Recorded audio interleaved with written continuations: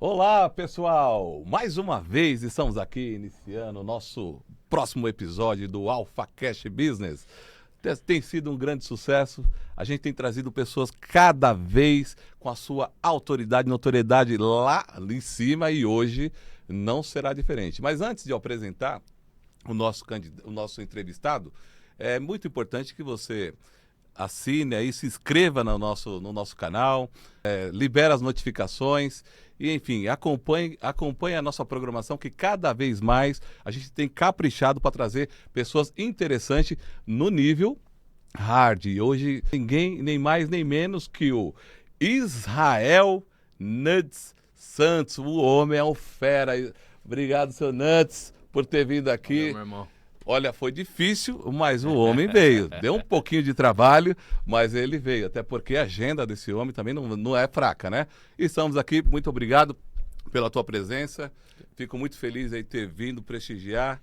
Já estamos tentando já há um tempinho aí. Graças a Deus, hoje foi preparado para esse momento. Cleitão, uma honra. Obrigado pelo convite, obrigado pela oportunidade de poder estar aqui com vocês. Estamos aí à disposição e vamos pra cima aí. Sou todo ouvidos aí e à disposição de vocês aí do AlphaCast aí pra gente bater um papo. Vamos bater entregar um conteúdo bacana aí pra rapaziada. Show Beleza? de bola, maravilha. Ó, 40 anos, cara. Você tá com um rostinho de 20. Você tá sendo bondoso, 40 cara. anos, paulistano. Você tá sendo bondoso, velho. Paulistano mesmo? Paulistano, nasci aqui na capital paulista, no Hospital São Camilo, em 84. Fevereiro de 84. São Camilo. Hospital São Camilo, lá na Pompeia. Tá lá Show até de hoje o bola. hospital e... Pompeia ali perto do Shopping Bourbon, né? Isso, na região de Pinheiros ali. Pinheiros. Né? Muito bacana. Bom, Nudes, vamos lá. Tenho certeza que as pessoas ficam curiosas para saber. Você é uma pessoa emblemática, uma pessoa que tem aí sido diferencial na área da segurança. E assim, para começar, né, eu acho que vale você contar um pouquinho da tua história inicial. Como que foi essa motivação para você entrar na área da polícia, ser um policial? Sim, o meu pai é policial militar, né? Ah, o Então seu eu pai? cresci dentro dos quartéis já, assim, aliás, dentro dos quartéis não, dentro de uma unidade específica que meu pai, praticamente 99% da carreira dele, ele trabalhou no 16º Batalhão, que é ali no Jaguaré. Sim. E eu tive ele como exemplo, desde criança. E assim, pelo fato de morar na periferia, nós morávamos em Osasco, sempre tinha uma viatura da rota ali passando no bairro, né? Sim.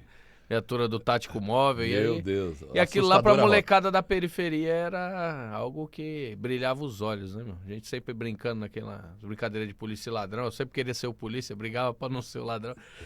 Enfim.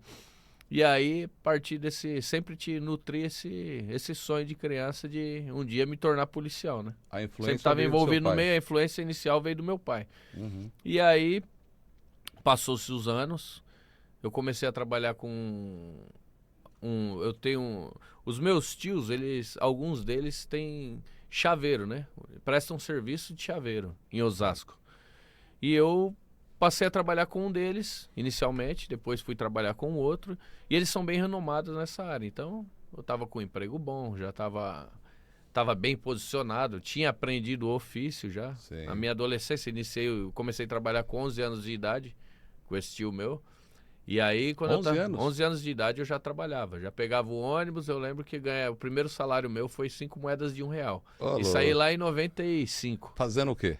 Chaveiro. Chaveiro? No chaveiro do ali meu tio. no chaveiro. Fui do trabalhar seu no tio. chaveiro do meu tio. Eu lembro que ele falou assim: você vai ganhar R$5 por dia. Na época, a passagem de ônibus eu acho que era. Mas fazia chave também ali? Isso, aprendeu ali? aprendi a fazer chave, aprendi a abrir fechaduras, portas, enfim. Legal. E fui me especializando. Na época eu lembro que um ano depois saiu o primeiro carro que tinha chip na chave.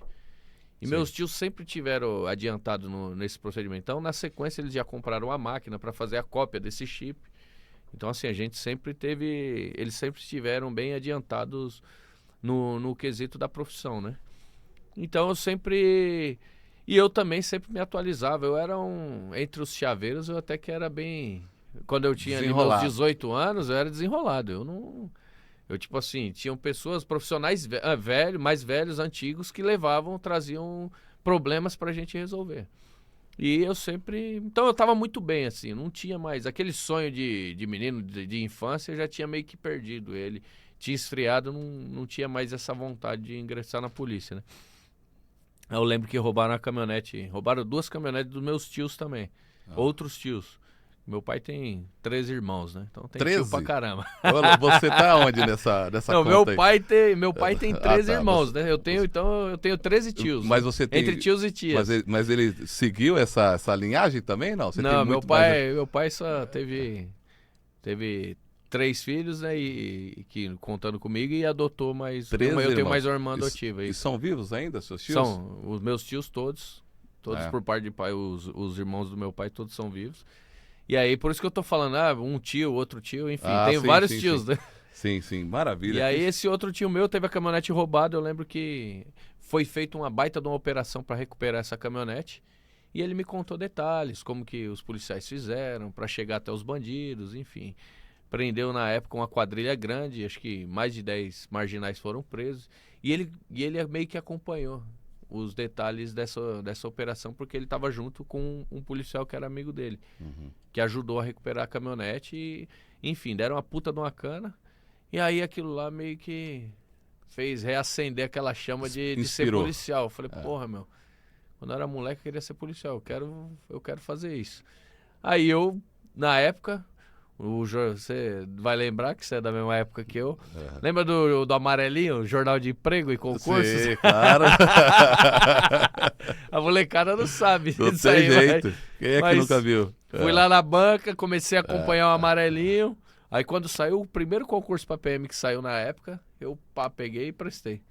Show de bola. Prestei, passei, Isso fui que aprovado. ano? Isso em 2002. 2002? 2001, 2002, estava prestando concurso. Já estava dentro de você, né? Já. Na verdade, só esperava... Tinha que chegar assim, na hora certa. Chegou a hora certa. Que legal, isso cara. Com 18, 19 anos. E você começou aos 11 anos. Eu tava... Aos 11 anos. Antigamente, né? Eu comecei aos 9. Sim. Né? Antigamente era muito comum os pais emanciparem os filhos para começar a trabalhar cedo. Hoje eu tenho um filho de 10 anos que está em casa, você vê um meninão. Falei, não tem como eu ter trabalhado com 9 anos, mas na época eu trabalhei. Sim. Loja de imóveis, no bairro, assim, enfim, não era nada abraçal, né? A gente ia pro mercado, assim...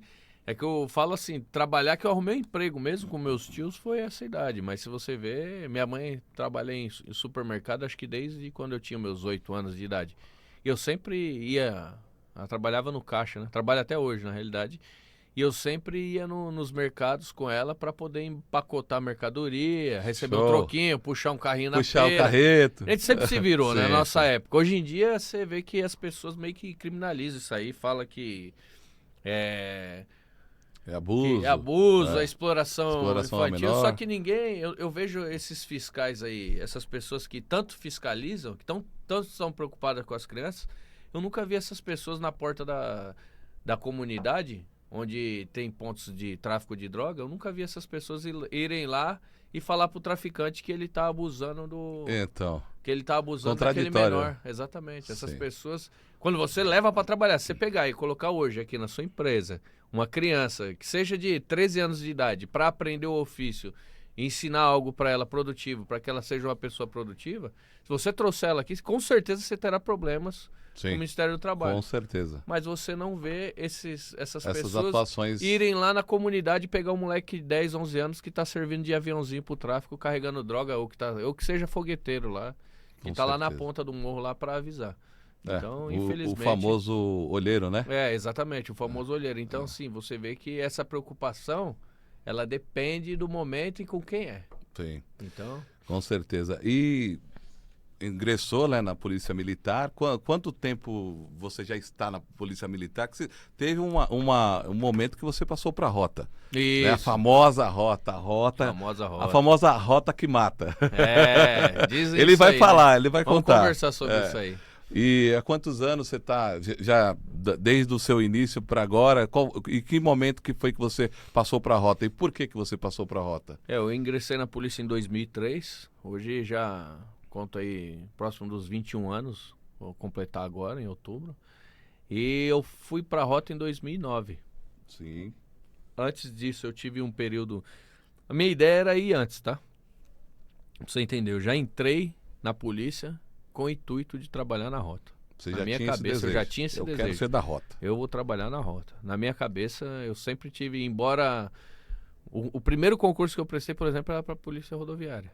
Eu falei para minha mãe, não, é tranquilo, mãe, eu vou fazer um serviço mais. Porque minha mãe é apavorada, né? Ah. Não, você vai entrar na polícia, você é louco e tal. Eu falei, não, eu vou fazer um serviço mais tranquilo aí e tal, vou trabalhar na rodovia e tal.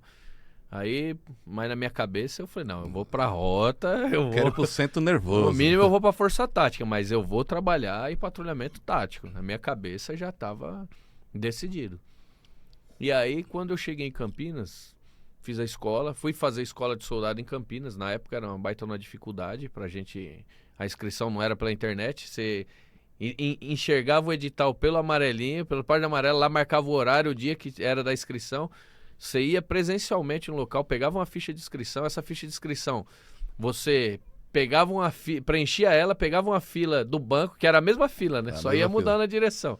Só ia mudando o ponto que você estava indo, mas era a mesma fila. Pegou a ficha de inscrição, fui até o banco, paguei a inscrição, saí do banco, vai devolver a ficha. Isso aí você gastava o dia inteiro para fazer algo que hoje você gasta minutos, né? Você entra na internet, hoje é rapidinho. você preenche os dados, faz o Pix, pagou fila. a taxa de inscrição, não tem fila, você faz de casa. Na época não, na época eu peguei e perdi um dia inteiro, saí de Osasco, fui até Campinas para fazer a inscrição.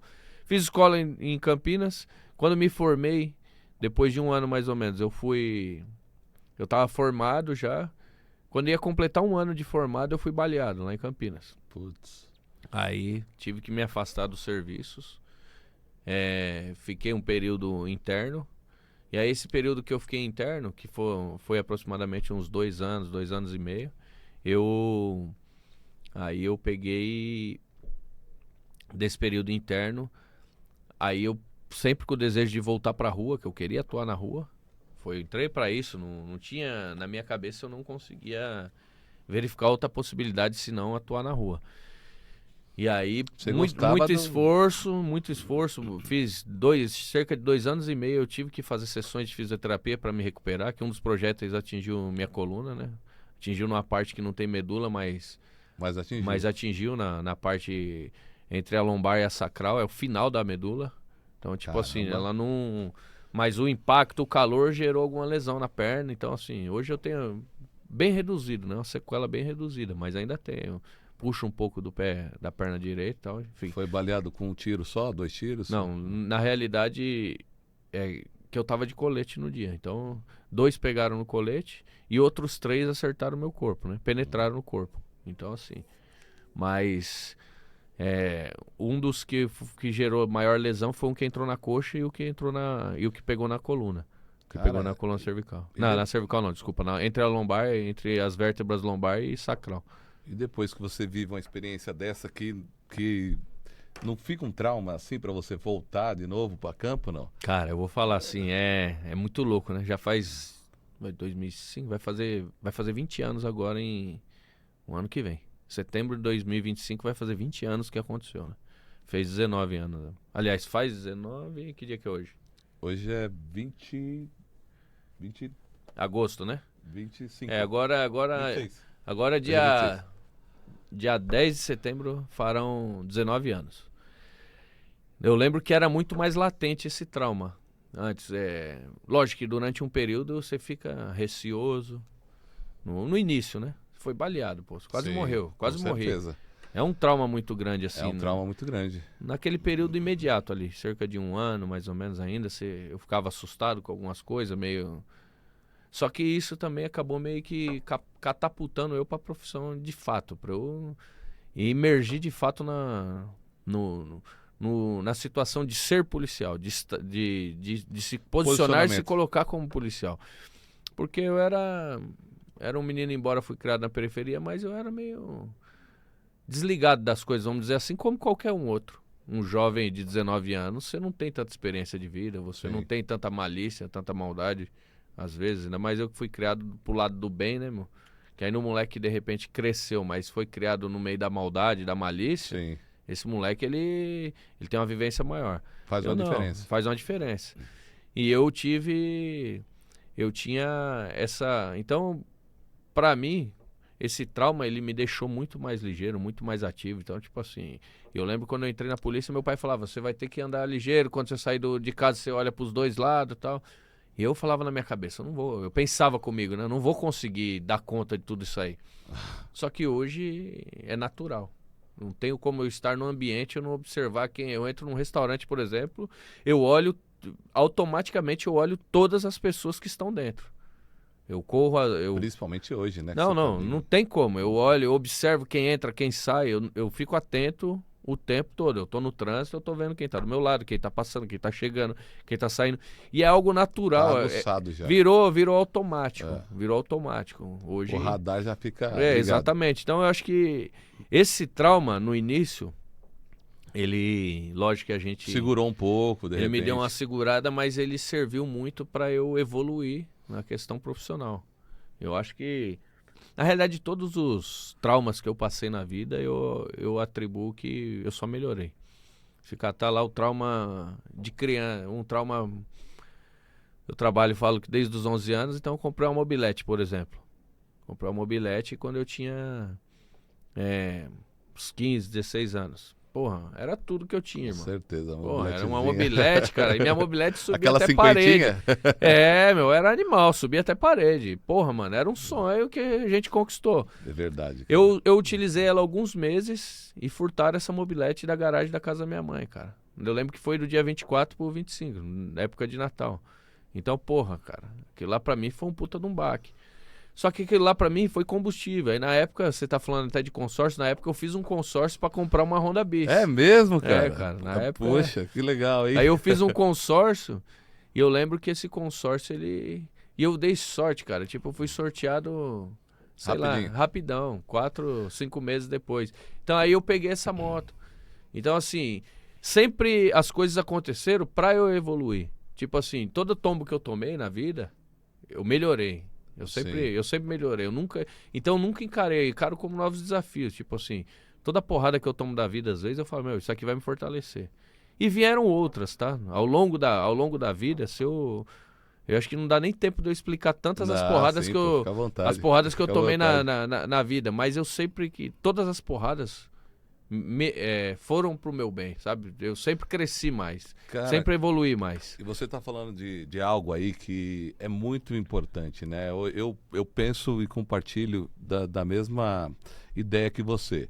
A vida, ela realmente não é fácil. E todas as tropeços, todas as quedas, sempre é para melhorar, né, Nudes?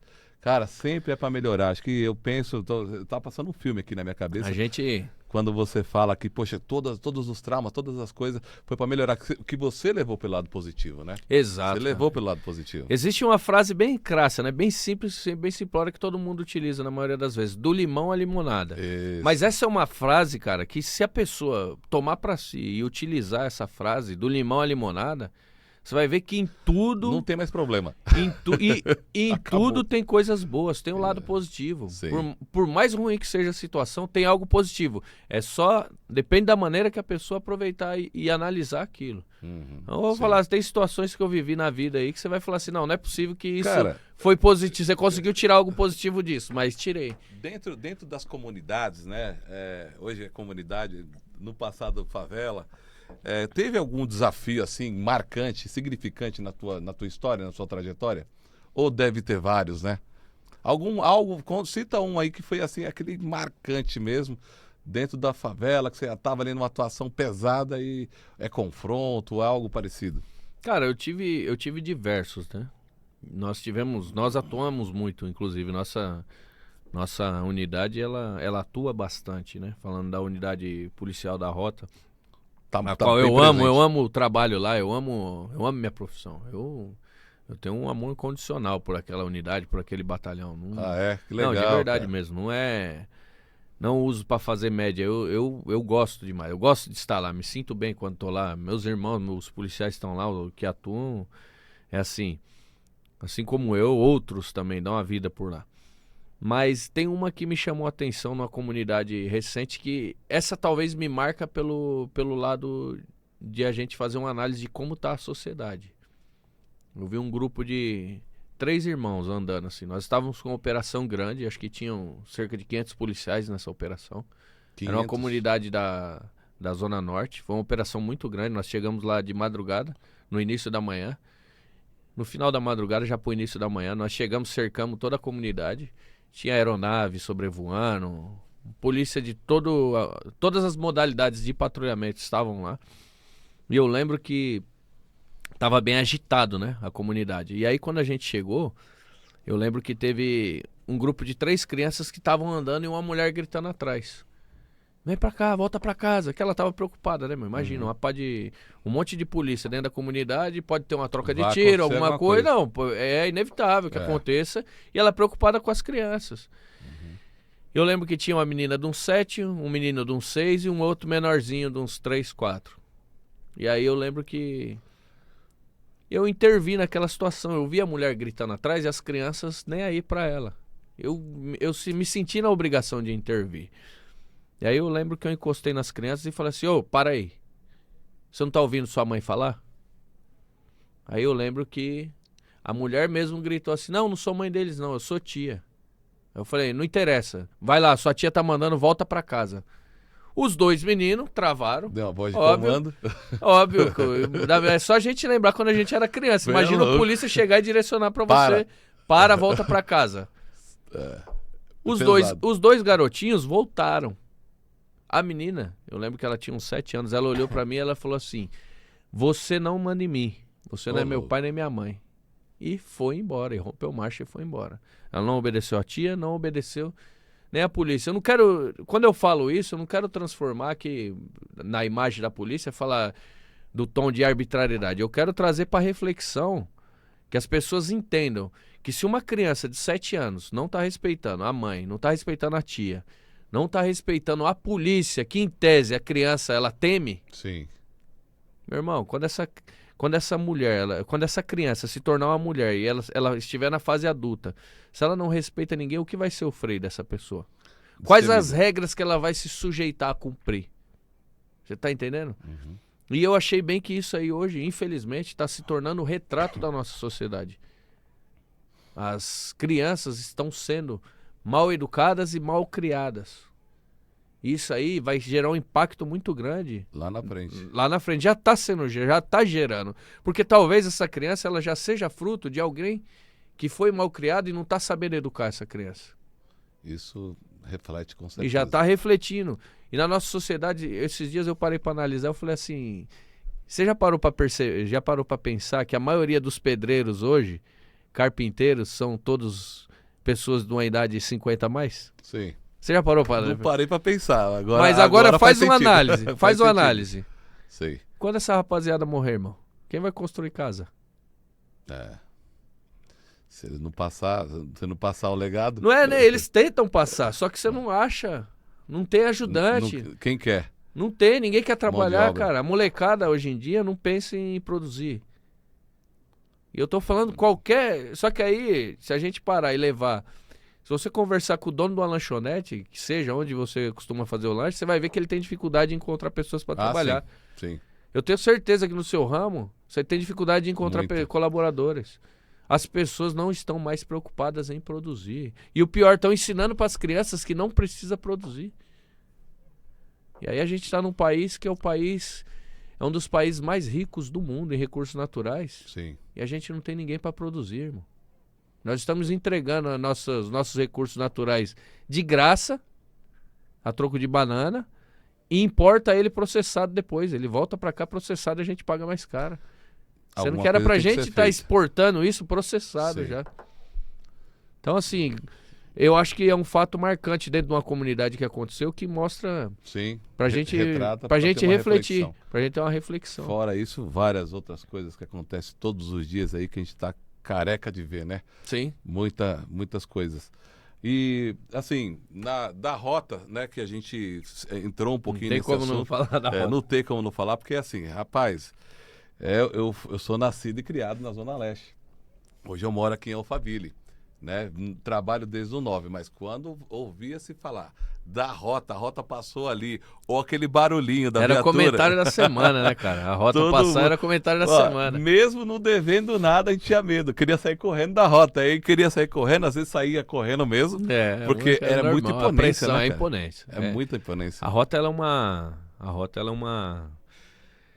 é uma marca, vamos dizer assim, que deu muito certo. Ela é uma tropa reserva do Estado. Costumo dizer, ela foi combativa desde o início da sua criação, né? A rota, desde quando ela foi criada, ela foi muito combativa. Ela foi muito precisa nos combates, principalmente contra o crime organizado, que na época eram os guerrilheiros, né? Então ela já teve essa marca logo no início de combater criminosos violentos. Sim, ela já E chega... combate até os dias de hoje, né? Sim. Então, assim, logo no começo você falou, a rota que mata, que É, é algo que as era o que pessoas falavam, perguntam. é, É o que sim. falam, né? Mas tem um Mas porquê. é o que falam. Mas tem o porquê. Tem um porquê. É igual eu falo assim, não é que policial da rota é tudo louco, psicopata sai pra matar. Não é isso. A rota, o policiamento da rota é direcionado pelo coordenador geral da Polícia Militar, o coordenador operacional, o que coordena o patrulhamento. As ordens da onde a rota vai patrulhar vêm de acordo com as estatísticas dos pontos que mais dos maiores índices de criminais do estado, inclusive. Então, assim, com base nos maiores índices criminais e índices de crimes violentos, a rota é direcionado o patrulhamento dela. Então a rota, na Zona Leste, um exemplo, o índice está explodindo. Está tendo muito homicídio, está tendo muito roubo com pessoas armadas, está tendo muitos crimes violentos. E a partir daí é direcionado o policiamento de uma porção da rota para aquela região. E automaticamente, se policiais preparados, treinados, estão patrulhando numa região que existem marginais violentos que estão cometendo crimes violentos naquela região, automaticamente o confronto é inevitável. Inevitável. É inevitável. Então, óbvio que por essa maneira de atuação, a rota vai se envolver muito mais vezes em confrontos. Sim. Vai se envolver em confrontos armados e onde terão o resultado, muitas vezes, da morte do marginal. Porque o policial, ele se prepara. Ele não sai de casa para morrer. O policial é treinado. Então, se você depara com um marginal que está armado, que vai atirar, tentar contra a sua vida, ou dos seus companheiros ali de viatura, ou atentar contra a vida do cidadão de bem, qual que é a resposta mínima que o Estado pode dar? É revidar aquela injusta agressão. Com certeza. E se alguém tiver que morrer, que seja um marginal. Ah, com certeza. Eu não desejo que... Ele não vai... Não desejo que o marginal morra, mas se tiver que fazer uma conta aqui, peraí, morre o cidadão de bem, morre o meu amigo que tá aqui, o policial que saiu de casa para trabalhar também, morre a vítima do roubo, morre uma pessoa que não tem nada a ver ou morre o marginal? Me desculpa, irmão. Quem saiu de casa para fazer o mal foi o bandido. Então, se tiver que morrer alguém, que morra ele. Exatamente. Nessa soma toda aqui, se tiver que morrer alguém, falar assim, infelizmente vai ser ele. E aí, por conta desses confrontos, automaticamente criou-se esse estigma, a rota mata, não, a rota sai para combater o crime aonde ele estiver. E como ela atua contra os criminosos mais violentos, automaticamente o índice aumenta. O índice é maior. O índice de letalidade então, é maior. Ela mata com precisão, se houver necessidade. Não sai aleatoriamente matando. Não, né? exatamente. Que é o que muitas vezes as pessoas querem pregar, né, meu? Querem colocar aquele... mata preto e pobre. Meu irmão, não é... Me desculpa, não venha colocar. Eu vou falar pra você assim que nós temos um... Inclusive, eu não tenho números, tá? Mas eu vou falar que a maioria dos nossos policiais, eu acredito que dentro da rota, inclusive... Aliás, até porque a nossa sociedade, a maioria dos nossos policiais são negros. Tem grandes irmãos... se fosse pra colocar vou até falar aqui, vai virar... Pode ser, pode ser até que vire uma piada, mas... Se for para colocar na cota dos afrodescendentes, eu sou afrodescendente. Minha avó, ela é parda, ela é negra. Ah, é? É. Olha aí. Então eu tô na cota. Se o afrodescendente é alguém que descende... Só não que parece. É descendente... Não, exatamente. Mas se a gente for para colocar... Somos afrodescendentes. Não tem como... O brasileiro, a grande maioria, em sua grande maioria, somos afrodescendentes. Não tem... A miscigenação aqui é muito grande.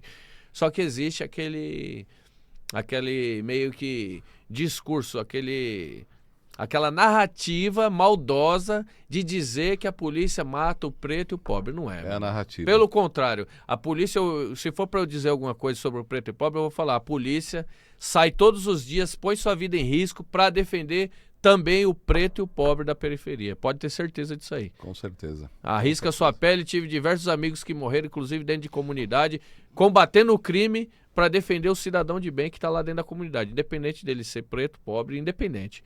Branco, japonês, tá ali para combater e defender o cidadão de bem. Show.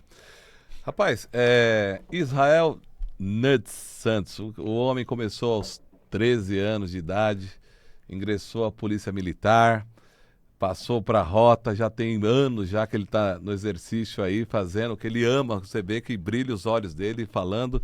E agora também o homem está indo para um outro lado aí, que é o lado da política, como cargo de vereador aqui para São Paulo. E eu tenho certeza que o homem está aí, ó, avançando, hein? Porque os números, as informações que a gente vem acompanhando aqui têm favorecido. E agora é uma nova etapa na sua história, né? Vereador, uma nova etapa, hein, meu olha irmão? aí, olha o número, olha o número. E o número é facinho, né? 11190, bem sugestivo, né? Bem sugestivo, 11 é o DDD de São Paulo, né, meu irmão? Olha e aí. 190 é o número da polícia, não tem erro. Então, se o camarada quiser ligar pra polícia em São Paulo, Cleiton...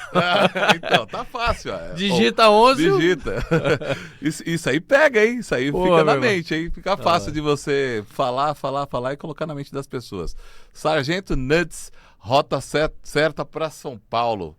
11190. É isso aí, irmão. É isso aí. Quem puder cooperar, e pode ter certeza que tem uma pessoa do bem aqui, que sai todos os dias, que vive uma história para combater um dos interesses dos brasileiros em São Paulo, que é a parte da segurança, que muitas das vezes a gente, né, não tem muita noção do que se é feito.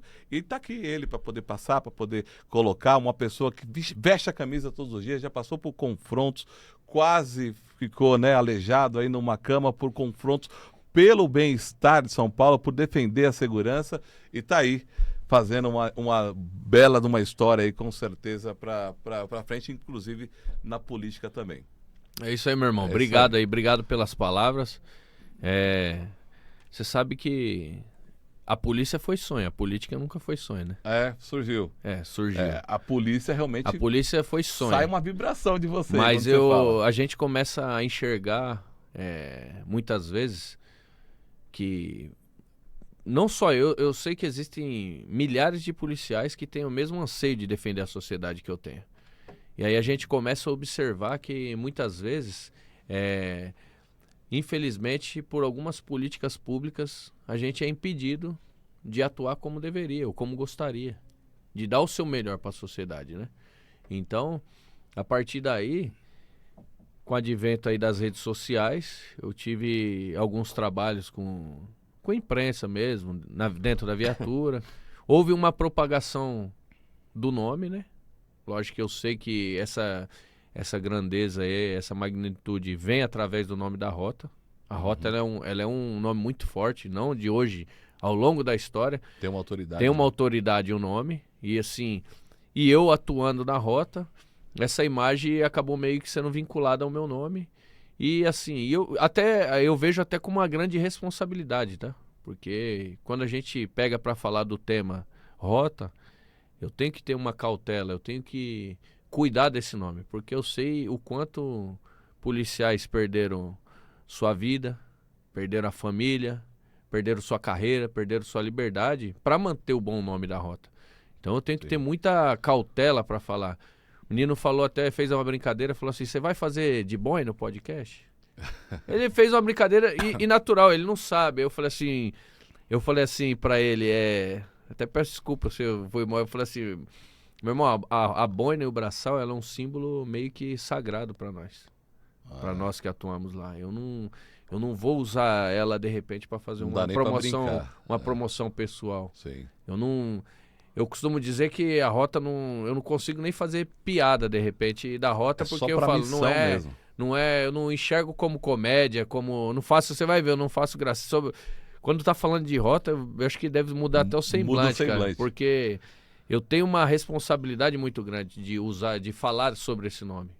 de usar. Igual eu falei, eu sei o quanto homens deixaram a sua vida e o seu suor e o seu sangue naquele pátio, naquele batalhão. Então, quando eu vou falar, eu tenho uma responsabilidade muito grande e sempre quero trazer da maneira que possa ser digna do batalhão receber, da nossa unidade receber. Isso é muito bom de ouvir, com certeza, levar as coisas a sério, né? Sim.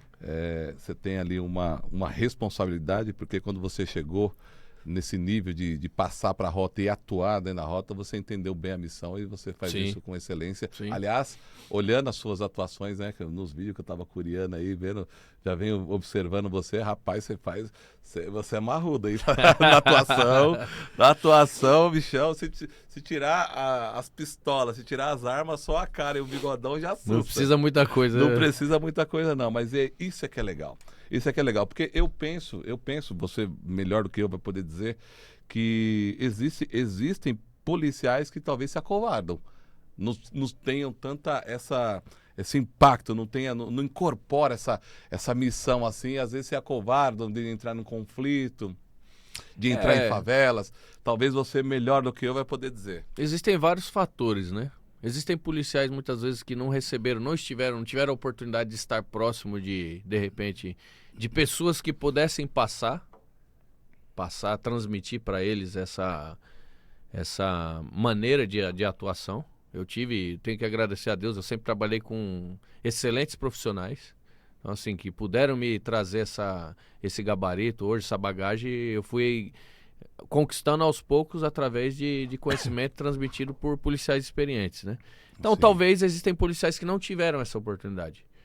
Existem também aqueles que muitas vezes receberam, mas hoje estão desestimulados. E, como eu falei, existem políticas que prejudicam policiais. O policial que é muito atuante, infelizmente, ele sofre pressão da mídia. O cara que é muito combativo, ele sofre pressão da mídia, ele sofre muitas vezes pressão de políticos locais. Já vi policiais, por exemplo, ser transferido por atuar de maneira forte e repressiva por pessoas que possuem cargos municipais. Às vezes o prefeito abordou o parente do prefeito cometendo crime. O policial é transferido, ele é punido. Acontece, infelizmente. Já aconteceu algumas vezes. Hoje eu acredito que aconteça menos aí. Estamos com um governador muito bom, um secretário de segurança também excepcional, que é o Guilherme Derrite, que pisou no chão da fábrica. Ele sabe como funciona. Então hoje a gente tem pessoas que têm um olhar diferente. Sim. E da mesma maneira, eu acredito que nós temos que aumentar esse time. Essas pessoas que...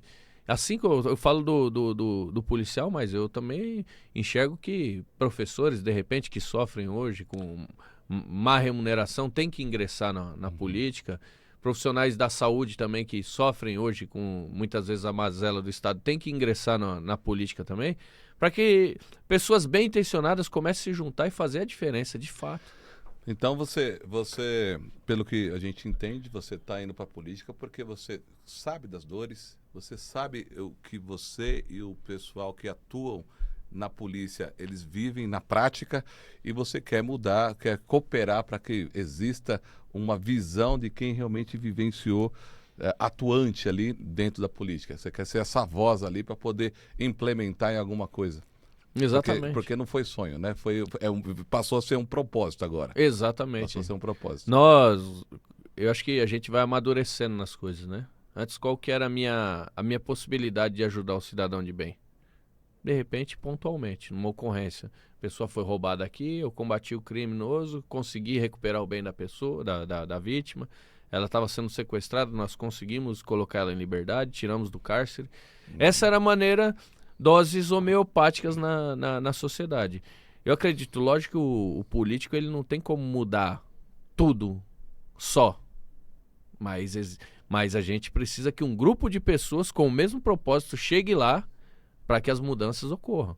Então, eu estou me colocando à disposição hoje para deixar de fazer aquele combate micro, aquela ajuda micro para a sociedade, para que a gente possa fazer de uma maneira mais ampla, de maneira macro, para que eu possa eu me unir a grupo de pessoas que acreditam, assim como eu, nas mudanças, que a diferença pode ser feita para a sociedade, eu me uni a esse grupo de pessoas, de políticos que eu acredito que ingressarão mais, não só eu, cada vez mais, tem ingressado, tem crescido o número de políticos bem intencionados, os políticos da velha guarda têm rapado fora, a população está mais atenta a isso, então a gente começar a fortalecer esse grupo de pessoas com objetivos nobres para que, de fato, possa atender a sociedade, para que os políticos sejam servidores da sociedade, né? Não se servirem da sociedade.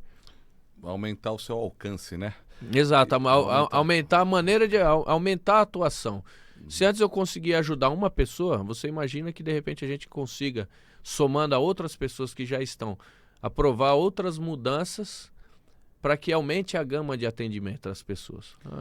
Tanto no quesito de chegar a recursos, quanto no quesito de dar liberdade para que as pessoas que atuam na segurança pública, que é o ponto que a gente está falando, para que possamos dar suporte para que os policiais, de fato, que desejam trabalhar, trabalhem com mais leveza, com mais segurança, sabendo que, de repente, não vão sair dali presos ou expulsos com seu cargo ou demitidos, entendeu? Então, eu acho que a gente tem que dar esse suporte pro policial. Né? Principalmente injustamente. E é um grande desafio, né? Eu imagino que para você sair, que você já se tornou uma pessoa pública, né? Sim. Nas redes sociais, a gente acompanha o seu trabalho. E hoje, nas suas atuações, e hoje ingressar para a política, eu imagino que não deve ser uma coisa tão simples, deve ser difícil, o desafio é muito grande. É a terceira eleição que eu vou tentar, né? Primeiro eu fiquei primeiro suplente a vereador, lá em Campinas. A segunda estive primeiro suplente a deputado federal agora, recente também. O Coronel Telhado ficou primeiro, eu fiquei o segundo. O Coronel Telhado assumiu e eu passei a ser o primeiro suplente a deputado federal.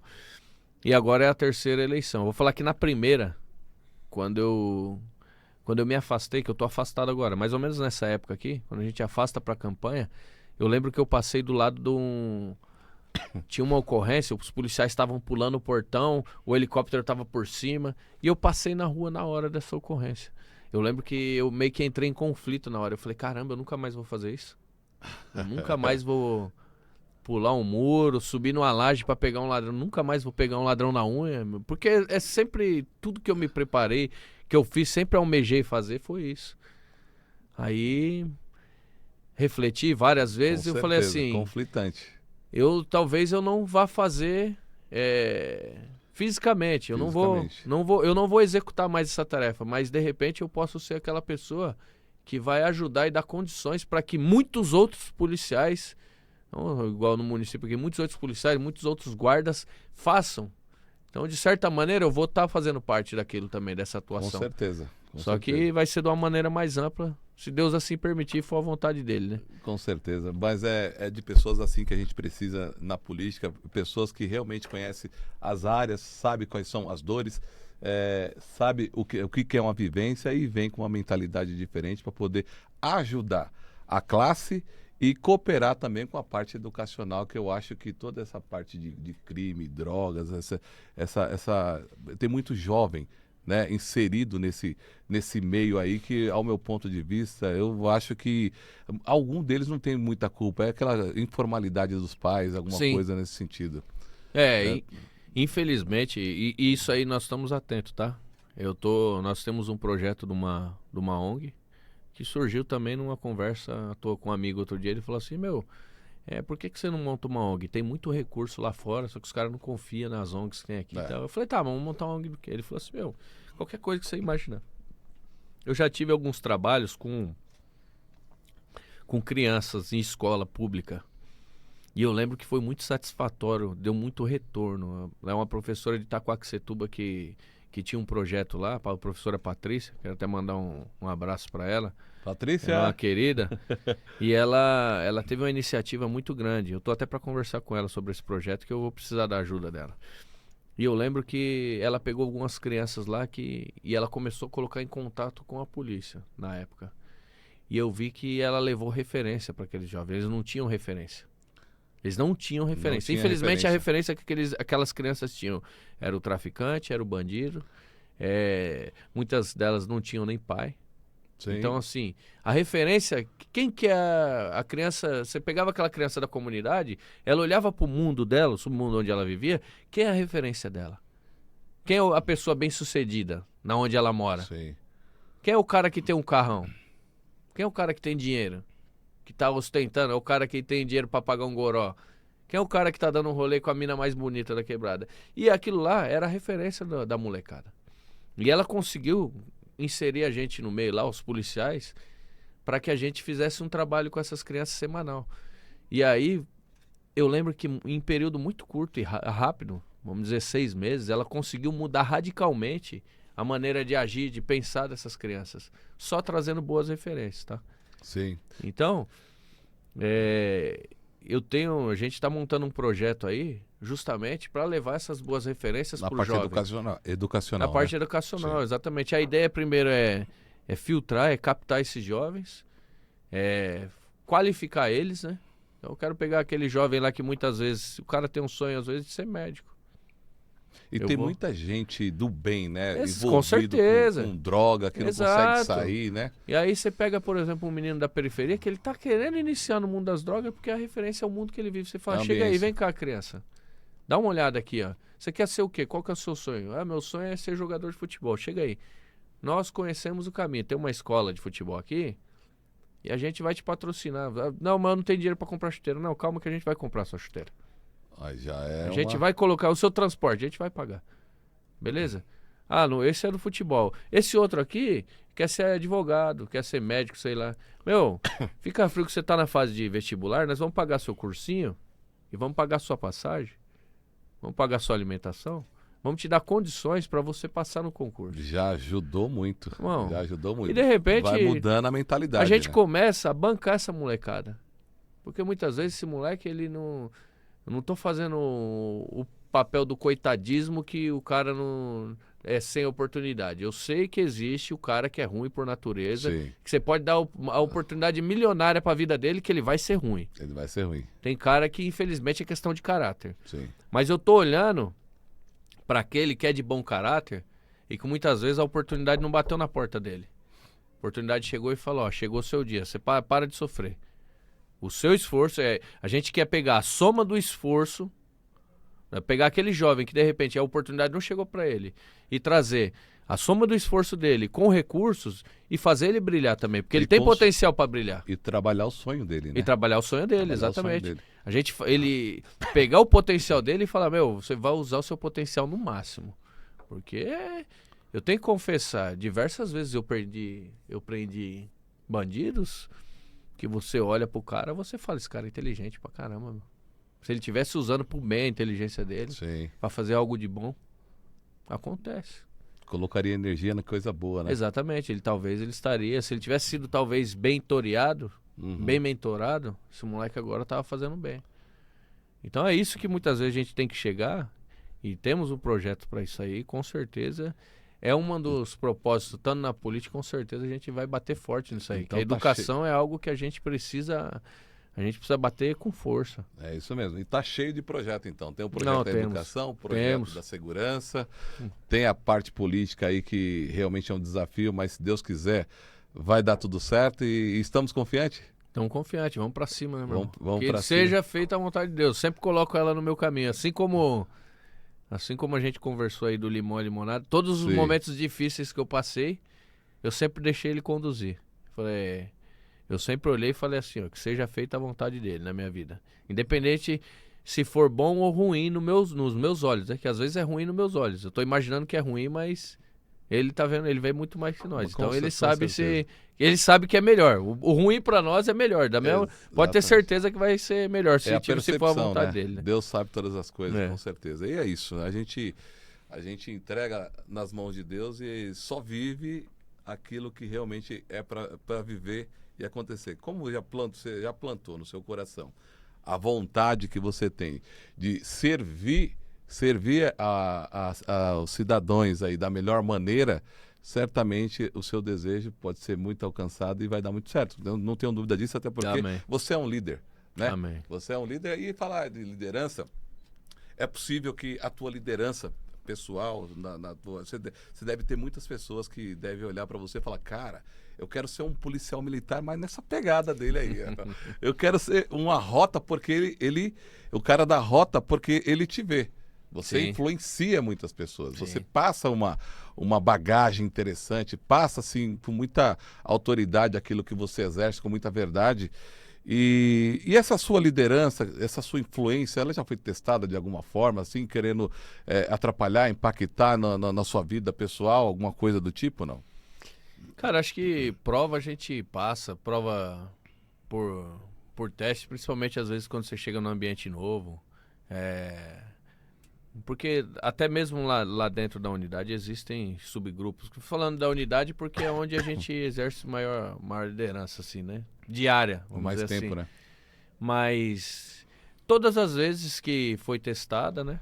A gente, de maneira inteligente, de maneira sábia, eu consegui dissolver isso aí, né? Eu acho que um dos principais pontos para você, quando sua liderança é testada, se você está numa posição que você tem que exercer a liderança, porque assim, a liderança a gente executa é algo que muitas vezes, principalmente no mundo militar, ela está intrínseca à sua carreira, ao seu posto, sua graduação. Então você tem que exercer a liderança. Tem que exercer. Querendo ou não querendo, Não é tem sua jeito. obrigação exercer.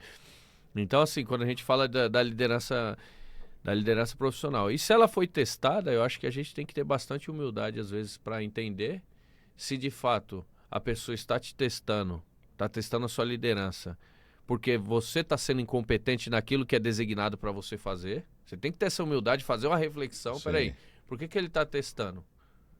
Ele está testando porque eu não estou sendo capaz de executar a missão que me foi atribuída? Pá, fiz esse check. Não, tá ok. Eu tô cumprindo de acordo com o que me é cobrado e tô até a mais. Beleza. Ele tá me testando por mero capricho? Por vaidade. Por vaidade?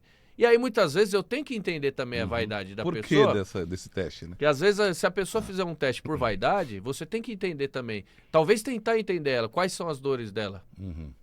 E tentar de maneira inteligente você vir e dissuadir isso nela também. Às vezes Fala, a meu irmão, pessoa testa você, assim, eu vou fazer o que eu não conseguiria fazer, né? Aí vê na sua atuação, acaba aprendendo também. Exato, e muitas vezes você tem que chegar na pessoa e falar, meu irmão, nós não somos inimigos, nós estamos do mesmo lado. Humildade. É humildade, fica tranquilo, irmão. O que você precisar, eu tô aqui. Então, assim, eu acho que isso aí até serve de repente para outras pessoas que estão em posição de liderança, às vezes na empresa, muitas vezes até tentar se colocar, porque às vezes o cara tá testando sua liderança, mas ele não tá testando porque ele não gosta de você, porque ele quer te derrubar. Simplesmente, às vezes, o cara não tá num dia legal. Também. E aí você tem que saber entender a pessoa. Chegar e Tem falar que ter assim... um discernimento. Fala, irmão, chega aí, tá tudo bem com você? Em casa, você tá passando por algo, alguma dificuldade? Porque às vezes o cara tá com um baita de um problema e ele desconta no primeiro que ele depara. Acontece muito disso. E acontece. Acontece. E aí a gente tem o tato, aquela Sim. empatia de chegar, entender o grupo, falar assim, chega aí, vem cá, o que tá acontecendo? É isso? Não, o problema é só esse, vamos resolver isso aqui? Peguei, trouxe, beleza, então tá dissuadido agora. E eu acho que muitas vezes quem tá nessa posição de liderança, o cara, quando ele faz isso, quando ele tem essa estratégia, essa sabedoria, ele consegue ganhar muito mais no grupo. Com certeza. Ele consegue ganhar muito mais, porque o grupo começa a enxergar ele de fato como líder, não como um chefe, um simples chefe. Entende e redireciona a pessoa, né? Exatamente. Quando ele consegue resolver o problema, vem cá, chega aí. Deixa eu pegar o BO aqui, deixa eu Chega entender. aí, mano, tamo junto aqui, ó. Fica frio, você tá com problema, mas o seu problema é meu agora também. Vamos resolver essa treta aqui, tamo junto. Faz a diferença. Não, aí já era. Aí Faz a o diferença. cara, eu falo... Sun Tzu falava, né, na Arte da Guerra, que ele falou que trate os seus soldados como filho e eles morrerão por você.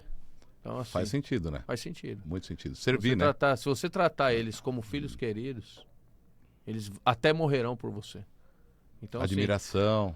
assim, quando a gente fala de tratar de filhos queridos, principalmente quem é pai, sabe do que a gente está falando. Quem é pai sabe do que a gente faz tudo pelo filho. Faz tudo pelo filho. Tudo, o possível e o impossível você faz. Se o filho pedir agora, eu preciso de um...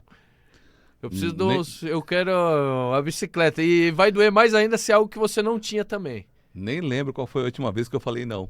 É isso aí, porque assim... E se for algo que a gente não tinha, você vai, puta, mano, eu vou fazer. Vou fazer. Lógico que a gente tem que ter aquela dose de Claro. sabedoria pra não, de repente, embebedar ele em algo que ia acabar estragando, mas, porra, você vê, puta, faz sentido, o moleque precisa disso aí, vou... Nem fuder, vou comprar vou e já ajudar. era. É isso Então, eu mesmo. acho que as pessoas que estão, de repente, subordinadas à nossa liderança, eu acho que a gente tem que tratar elas muito bem sempre. Independente do cargo que ocupa, quem seja. Eu costumo dizer que eu trato todo mundo igual. Costumo dizer não, eu ajo assim, isso é natural. Se eu trabalho, aqui a gente não trabalha aqui, se eu trabalhasse na sua empresa aqui, você ia ver que da mesma maneira que eu converso com você, eu vou conversar com a mulher do café. O mesmo respeito, a mesma consideração. Vou olhar no olho dela, vou chegar de manhã perguntar pra ela se tá tudo bem em casa. Isso aí é meu, é natural. Já tá em você, já. Já é meu, e eu acho que é algo que, quando a gente passa a exercitar isso, se preocupar com as pessoas que estão no nosso entorno, de fato mesmo, de coração, o negócio tende a explodir. A cada vez tá... Você tá plantando bem, né? Você tá É isso plantando aí. bem, uma corrente do bem, e você tem a certeza, já vive já na roda de que a compensação é certa. Sim, Já tem isso, né? exatamente. Cara, na política, o que você entende? Quais são os atributos essenciais para uma pessoa estar na liderança dentro do cargo que você pretende exercer? Quais são os principais atrativos, ideias, projetos para que você possa exercer dentro daquele cargo? Na política. Na sei lá, política. né? Eu acho que o primeiro ponto é ser honesto, né, meu? Ser um Primeiro cara... ponto. Esse é um dos pontos que não dá pra abrir mão. É um Não dá cara... pra abrir mão. O político, eu acho que ele tem que ter uma permeabilidade, ele tem que saber conversar e entender muitas vezes o contraponto. O político, ele tem que saber.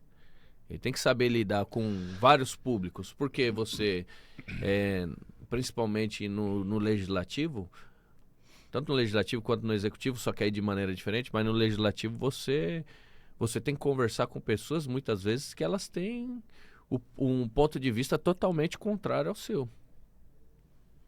E muitas vezes elas não estão dispostas a te entender. Aí é um grande desafio. Mas aí que está o grande desafio de grandeza, que se você tiver a sabedoria de conversar com essas pessoas, tentar entendê-las, e de repente eu não falo que você vai transformar a cabeça delas, mas de repente de entender mesmo para saber de que maneira pode em algum ponto vai convergir e de que maneira isso aí pode sair um produto que seja bom para a sociedade. Porque o político ele tem que estar compromissado e preocupado com o que vai sair de bom para a sociedade, independente de opções políticas, de opções ideológicas, ele tem que estar preocupado em fazer o bem para a sociedade. Tá? Sim. Então, se o político ele tiver essa permeabilidade até nos outros campos, vamos dizer assim, eu acho que é um dos pontos mais importantes para que seja bem sucedida as políticas, para que o resultado seja benéfico para a sociedade, cara. Com certeza. Eu imagino que você, como um bom policial, servidor para a população aqui de São Paulo, você na política pode, obviamente, se deparar com uma grande resistência, né? Porque, como você iniciou já falando, o primeiro ponto é ser honesto. Então, assim, você já tem isso dentro de você. E dentro da política, nós já sabemos e acompanhamos que acontece muita coisa ao contrário dessa postura. Né? Então, isso lamentavelmente, possa ser um grande desafio para você, mas com muita maestria, dedicação e força, você pode conseguir chegar nos seus objetivos para entregar o resultado final. Sim, exatamente. Com certeza que O que eu garanto é sempre que eu vou estar muito bem comprometido com os ideais o que seja ideal para a sociedade, né, meu? O que seja ideal. Isso aí eu sempre estarei muito bem comprometido e vou lutar até o final. Se essa é a nova missão, vamos desempenhar. Já é. E vamos lá, e legados, tanto na parte da policial quanto na parte vereador, o que você quer escrever, o que você quer deixar para essas pessoas que te observam, que te acompanham, eu vou deixar um legado para essa pessoa. Que tipo de legado você confiaria em deixar para as pessoas que estão te observando e que te admiram? Meu irmão, um dos legados é deixar que nada é fácil. Nada na vida vem fácil, tá? Desde o começo, a gente tava conversando sobre isso aí, sobre trabalhar desde criança. Nada veio fácil, mas a gente não pode desistir nunca. Qual que é o objetivo? O objetivo hoje é criar uma sociedade melhor. É arrancar essas crianças que estão refém do crime, dos criminosos, arrancar das garras deles. Esse é o objetivo e esse é o legado que a gente quer deixar, que a gente consiga de fato e que deixe e que crie multiplicadores para que continuem fazendo esse trabalho. Deixar que o mal prevaleça, evitar que o mal prevaleça. Então, através desse trabalho dessas ONGs, através muitas vezes da internet, a gente consegue levar. Você falou, né? A internet, hoje tem pessoas que olham, que se inspiram. Você sabe algo que me emociona, que muitas vezes enche meu olho d'água? É quando uma criança vem me cumprimentar, cara. É mesmo, cara? Puta, pra mim aquilo lá eu falo, ganha meu dia, cara. Que E legal. criança mesmo, assim, Abençoa o de dia. 4, 5 anos, eu falo, puta, mano, essa molecadinha tá vendo meu trabalho, mano. Que legal. Isso aí, não é que ela vai se tornar um policial, mas ela já tá olhando pra algo que é tipo assim, é o caminho Com correto. admiração. É o caminho correto, e ela tá admirando o correto, cara. Sim. Porque se você pegar hoje, os Inconscientemente maiores canais hoje são, infelizmente, não sei se tem, mas são de funk, que aí no meu ponto de vista são canais de promiscuidade, canais que infelizmente degringolam a sociedade. E aí quando eu vejo um garotinho me procurar e nessa falar, sensibilidade, né? se apruma, João, porra, cara. Se apruma, João. Por mais que seja uma brincadeira, mas essa criança, ela já tá olhando pro lado positivo, pro lado bem. Sim. Ela não vai ser policial muitas vezes, mas vai ser uma pessoa honesta, de repente, uma pessoa... E pode ser que seja um policial. Pode também. ser que seja também, Pode ser. que pra mim vai ser um motivo de orgulho também. Com certeza. Então, pra mim, cara, é isso aí. A gente quer deixar uma sociedade melhor como legado e poder construir tudo isso aí. E o futuro do Brasil na parte de segurança, a segurança pública? O que você idealiza? O que você enxerga hoje ainda não atuando? O que você enxerga? Cara, eu vejo que tem melhorado bastante hoje. Tem melhorado? A segurança pública, ela evoluiu muito desde que eu entrei, né? Vou falar da Polícia Militar do Estado de São Paulo, principalmente. Nós não tínhamos colete, não tínhamos nem equipamento, tá? Infelizmente. Éramos meio que renegados pelos governantes. Os governantes anteriores, eles investiram bastante em equipamento e agora, pra mim, com o novo governo do Estado de São Paulo aí, o Tarcísio, ele é um baita de um governador. É o que nós trabalhávamos, e para quem sempre trabalhou, ele é meio que a pessoa que nós aguardávamos ansiosamente. Porque ele é o cara que, tipo assim, o bicho tá pegando, a mídia às vezes tá criticando o trabalho, a gente sabe o quanto a gente trabalha e atua bem, a polícia militar. E aí a gente tomando porrada da mídia, ele é o cara que chega pra mídia e fala, ó, pode falar o que quiser, os caras tão certo, a polícia tá atuando de maneira positiva, correta, e pra mim tá tudo certo. É muito firme, né? Meu irmão, o policial, ele muitas vezes ele não quer nem aumento de salário, ele só quer esse tipo de reconhecimento, ele quer ter alguém que olha pra ele e fala, meu, continua que você tá no caminho certo. Lógico, o reconhecimento monetário é bom também, mas isso... Só de ter essa eu vou fala falar do pra governante, você né? que isso tem muito mais valor. O policial mesmo, aquele que trabalha, aquele da essência, aquele cara que, meu, eu entrei pra servir, pra combater o crime, pra defender o cidadão de bem. Quando o cara ouve uma fala dessa, porra, meu irmão. O secretário também, o Derrite, que sai, o secretário Guilherme Derrite, que ele sai, vira e mexe em grandes debates aí com jornalistas, isso aí vira até polêmica muitas vezes, é um cara que dá umas patadas mesmo nos jornalistas, que são mal intencionados muitas vezes, Sim. que tentam distorcer matérias. Sim. Então assim, porra, era isso que a gente precisava. Hoje, parte de equipamento tá beleza, parte de salário, o Tarcísio já fez um reajuste que já começou a melhorar, eu acredito que vai melhorar mais ainda até o término do governo.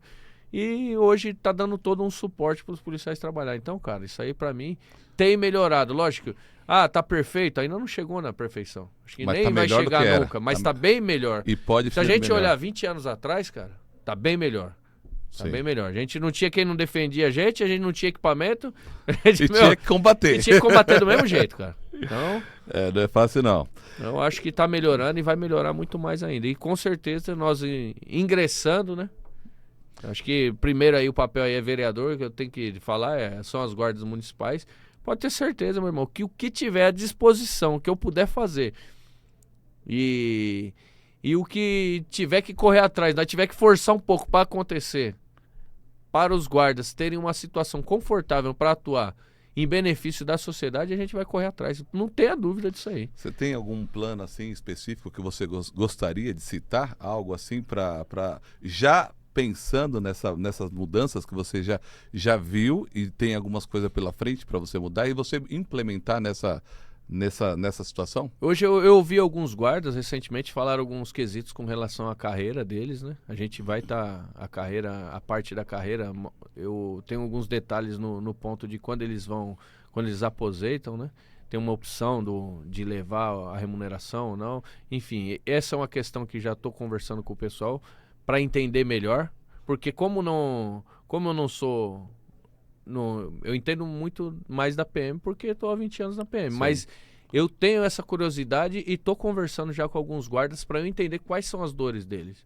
E a gente vai atuar com certeza nisso aí para melhorar nesse aspecto. E fora isso aí, hoje tem, por exemplo, tem um programa muito bom que está sendo implementado aí no município, que é o Smart Sampa. Smart Sampa, que é a aquisição de diversas câmeras. Essas câmeras estão sendo posicionadas em pontos estratégicos da sociedade, da cidade, para fazer o monitoramento. São câmeras com reconhecimento facial. É um projeto muito bom que eu acho que tem que ser ampliado demais. E a minha ideia é que esses projetos, inclusive, essas câmeras sejam inseridas em beiras de comunidade, onde existe o tráfico intenso. São câmeras de longo alcance. Então, cara, é atuar para que dê suporte para que o crime Sim. seja combatido cada vez mais. E usar a tecnologia a favor. Usar a tecnologia totalmente a favor. Eu acho que isso aí é fantástico. É uma maneira, a expansão desse projeto é muito bom. E eu tenho uma pergunta que me veio aqui agora. Ali no centro da cidade tem aquela dor terrível lá que ninguém ainda conseguiu resolver. Cracolândia. Que é a Cracolândia. Você vê solução para aquela situação ali? Você Cara, tem alguma ideia de solução para aquela situação? É que ali reúne vários fatores para resolver aquilo ali, tá? complexo. Ali tem muita interferência, por exemplo, de outros órgãos. O judiciário, por exemplo, já tentaram fazer, em tempos atrás, internações compulsórias. Aí o judiciário entrou e falou que não. Então, assim, você tem várias questões. Aí, muitas vezes, eu dissolvo, eu tiro o pessoal do centro, eu isolo algumas áreas, consigo meio que empurrar para fora do centro. Mas eles continuam perambulando em outros pontos. Então, ali, uma das principais soluções que eu vejo é o combate pesado ao tráfico, tá? Essa aí tem que acontecer. Combate pesado já existe, mas mais ainda. Mais ainda. É combater de maneira eficaz mesmo para que seja erradicado o tráfico ali. Até porque aí, se não há o tráfico lá, consequentemente, eles já vão começar a sair do local. Isso eu não resolvi o problema por completo, eu apenas dissipei ele. Sim. Mas o ideal, no meu Foi um ponto de paliativo. vista, para aquelas pessoas que já chegaram no fundo do poço, que estão ali, que infelizmente muitas vezes são zumbis perambulando. São Literalmente zumbis. Infelizmente, aquela pessoa ela não tem mais controle sobre si. Ela não tem mais a capacidade de discernir sobre ela. Aquelas pessoas, elas deveriam ser tratadas. Mas é compulsório, ninguém assinou, Só que é o seguinte, ali deve-se haver uma atuação do Estado. E aí a gente sabe que para que isso exista, a gente tem que mexer em questões legais. Não é fácil, não é um negócio simples de resolver. Falar, eu vou lá, vou pegar meia dúzia, levar para uma clínica, cuidar dessas pessoas e já era, tá tudo certo. Não é assim que funciona. A gente sabe que a gente tem outros órgãos que vão interferir nisso, que não vão deixar acontecer. Então, infelizmente, primeiro, existe a necessidade de se costurar um acordo entre os outros órgãos também, inclusive até o judiciário, para que possa haver, de fato, essas internações, que sejam levados para um lugar, para que sejam tratadas essas pessoas e de verdade mesmo, para que sejam recolocados na sociedade de maneira íntegra, né? Sim. Então, assim, se você conseguir recuperar uma pessoa daquela, tratá-la de maneira eficaz. E em contrapartida, eu sempre sou daquela da prevenção, né? A gente começar a levar, principalmente nas escolas, mostrar para a Lá molecada, no início. para o jovem, Antes dele acessar. antes dele acessar a droga, os danos que a droga causa, o rebento que ela faz na sociedade. Eu começar a mostrar para o jovem, aumentar de maneira de campanhas preventivas para que não aconteça, para que pessoas não cheguem naquele nível do uso da droga, né? Que, infelizmente triste, aquilo é triste, cara. O cara não... É algo triste, porque, igual eu falei assim, existem bandidos lá no meio? Existem. Bandidos usuários de droga. Pessoas ruins, criminosos lá? Existem. Mas eu vou falar, 100% são criminosos? Não. Existem pessoas de bem... Tem pessoas de bem também. Que se Pais de família que exatamente, se que tiveram acesso à droga, se viciaram e hoje perambulam por lá também. Nossa. E muitas vezes, aí a pessoa às vezes ingressa na vida do crime para manter o vício. Então é aquele cara que ele tá desesperado para usar a droga, ele viu o seu Quer óculos ficar aqui, ali no meio. ele cata, corre para ele poder usar a droga. Mas falar de origem ele é criminoso, não era criminoso. Mas ele se tornou por conta do vício que escraviza ele. Infelizmente. E se isso for reparado bem antes, né? A princípio, né? Pelos pais também podendo ajudar, porque a educação vem de casa, né? Sim, exatamente. Maravilha, maravilha. Estamos aí declinando para mais um final do Alpha Cash Business e com esse cara espetacular que deixou aqui com certeza muita informação importante aqui para nós aqui, para vocês que vão acompanhar. É o Sargento Nantes. É o eterno Sargento Nantes. Né? Eu tenho certeza aí que esse homem vai brilhar, vai fazer muita coisa boa para a segurança pública. Eu acredito nisso. Nantes, cara, quero mais uma vez agradecer a tua presença aqui. Né? Você foi fantástico aí com as suas informações, não deixou nada aí guardado, colocou tudo para fora. Temos aí uma noite ainda corrida pela frente aí, enfim. Né? Sou muito grato pela tua presença aqui. E galera, não se esqueça, né, vamos acompanhar aí, né, o Alpha Cash Business, que está aí cada vez mais trazendo pessoas interessantes desse nível para cada vez mais. E se inscreva no nosso canal, ative as notificações e vão nos acompanhando aí, porque eu tenho certeza que muitas coisas virão aí pela frente e é só o começo, hein? Eu falei para vocês que o Alpha Cash estava voltando e voltou a todo vapor, tá com uma esteirinha aí, ó, fervorosa de pessoas interessantes. Mais uma vez, meu amigo. Cleiton, muito obrigado. Obrigado meu Estamos querido. juntos. Uma honra aí estar com você, com toda essa rapaziada aí que vai poder assistir aí. Pra mim, mais uma vez eu agradeço demais por poder, talvez, colocar um pouco pra fora, externar o que a gente pensa aí. Ajudou e bastante. levar uma mensagem pra todas as pessoas de bem. Meu irmão, estamos à disposição. Dando certo lá ou não dando certo, vamos estar à disposição sempre. E o número é? Beleza? 11-190. 11-190. Bem facinho, hein? É Bom. 11, que é o DDD de São Paulo, e o número da polícia. 11-190. É isso aí, meu Show de irmão. bola.